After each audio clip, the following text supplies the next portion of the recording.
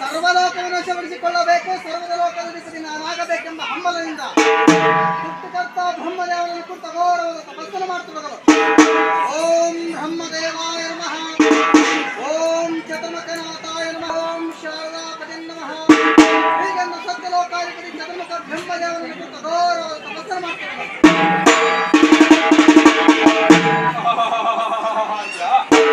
ಈ ಪ್ರಕಾರವಾಗಿ ಪಂಚಮುಂಡ್ರಾಸುರನು ಭೂಮಿಯ ಮೇಲೆ ಭದ್ರವಾಗಿ ಕುಳಿತುಕೊಂಡು ಕಠೋರವಾದ ತಪಸ್ಸನ್ನೇ ಮಾಡುವುದಕ್ಕೆ ಬ್ರಹ್ಮದೇವನು ಮೆಚ್ಚಿ ಬಂದವನಾಗಿ, ಅಲೆಯಲವೋ ಪಂಚಮುಂಡ್ರಾಸುರ, ನನ್ನನ್ನು ಕುರಿತು ಕಠೋರವಾದ ತಪಸ್ಸನ್ನೇ ಮಾಡುತ್ತಿರುವೆಯಲ್ಲ.